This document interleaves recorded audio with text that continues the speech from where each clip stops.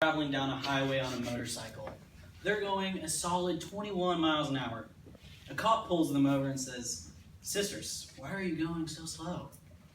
And the first sister says, "Well, the sign said 21, so I figured it was 21 miles an hour."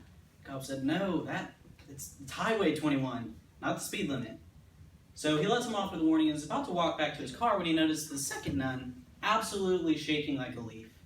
He's like, "Sister, what's wrong? Are you okay?" And she's like, "Well, if this is highway 21, that must have been highway 207.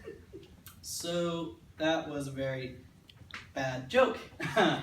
But fortunately, motorcycles and motorcyclists aren't as bad as my jokes.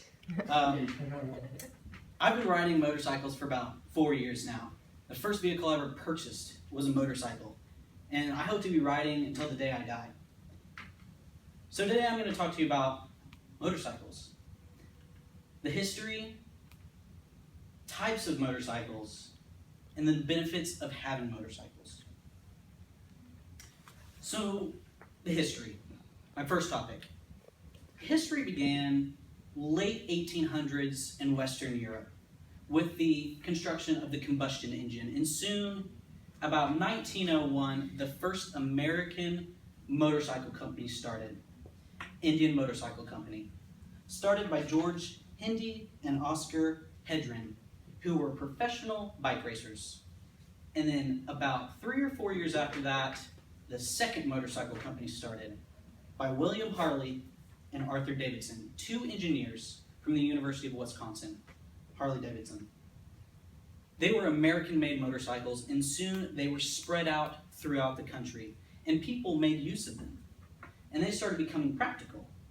So in 1916, General Blackjack Pershing ordered 12 Harley-Davidson motorcycles with a machine gun on the sidecar. And 1 year later, 20,000 motorcycles had replaced the entire U.S. cavalry. And after the war, it became more of a pop culture icon, with Elvis buying a brand new Harley every year, Evel Knievel making vast jumps on his Sportster.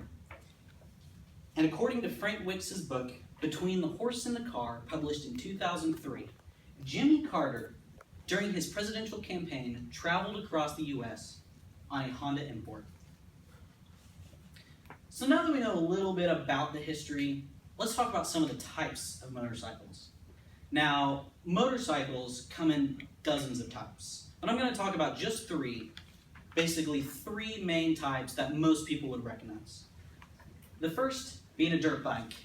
When most people think about dirt bikes, they're thinking about the kids with the visor thing and the jerseys on a back road, because that's what dirt bikes are for. They're a small engine, they're easy to ride, and they're fun to learn on because they're not street legal. You can ride on your backyard and be completely safe. The next is the street bike.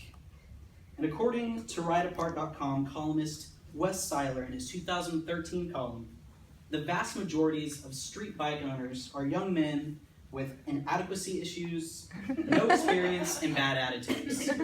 And while this is pretty much true, sports bikes have completely blown up in the 2000s.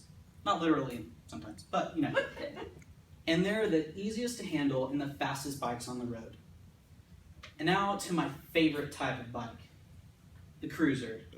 Classic style. It's what you think about when you think of Harley, when you think of Indian, when you think of Victory.